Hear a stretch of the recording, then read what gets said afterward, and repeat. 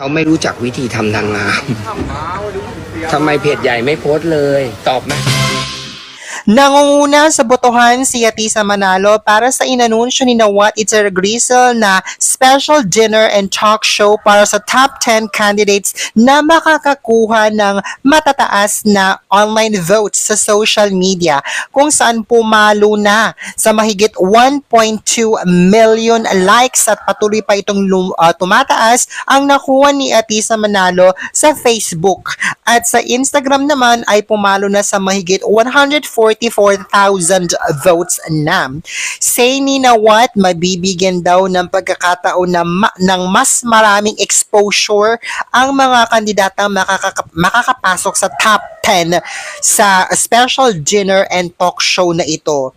Subalit naglabas ng pahayag ang Miss Universe organization kung saan tila inihayag nilang scam daw.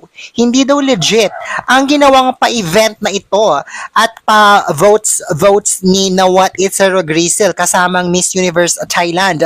Nilinaw ng Miss Universe organization na wala daw silang inaprubahan na pa-event na special dinner and talk show at pa-online voting na ito. Hindi daw ito legit. Huwag daw mananging ang mga ilalabas lamang daw nila mula sa kanilang legit na social media pageant ang totoo at dapat paniwalaan. Special dinner, everything, only 10 person. Oh my gosh. To show everything about her. The Miss Universe organization MUO issues this official statement to address and clarify recent online posts promoting an event described as a special dinner and talk show. The organization wishes to make it absolutely clear that this activity is not authorized. Any independent or third-party activity using the Miss Universe name, logo, marks, or related branding without prior written authorization is considered a violation of intellectual property rights and brand integrity. The organization further declares that any promotional materials, contests, or voting initiatives currently circulating online under the Miss Universe name, including those associated with the aforementioned event, are unauthorized and misleading. Such initiatives do not represent the values, operations, or official activities of the Miss Universe organization. Miss Universe organization reserves all legal rights to take appropriate action against any individual, company, or entity found to be using its intellectual property, trademarks, or brand assets without permission, including but not limited to the Miss Universe name, logo, imagery, or official event designations. As the global authority of the Miss Universe brand, MUO will continue to uphold the highest standards of transparency, professionalism, and integrity in every country where it operates. The organization reaffirms its ongoing commitment to protecting its delegates, partners, sponsors, and the global public from misleading or unauthorized activities.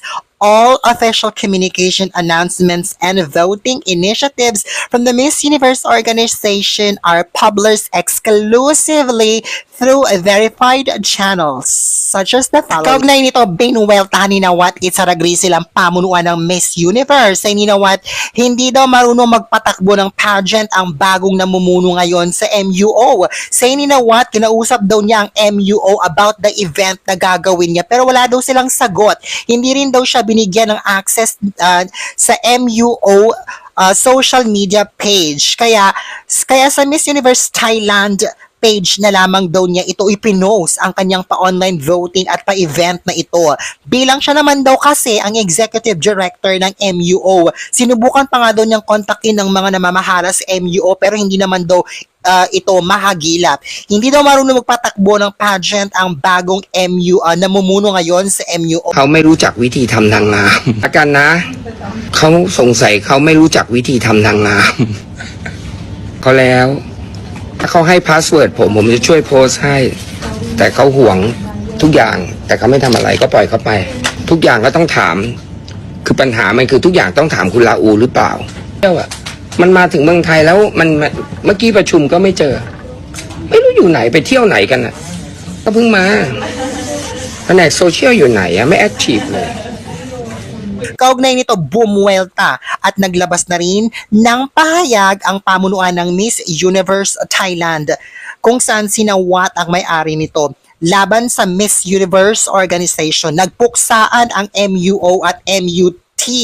Iginiit ng Miss Universe Thailand na may karapatan daw silang mag-organize ng event tulad ng pa-online voting at pa-special dinner and talk show bilang bahagi ng marketing dahil sila daw ang host country at authorized daw silang gawin yon.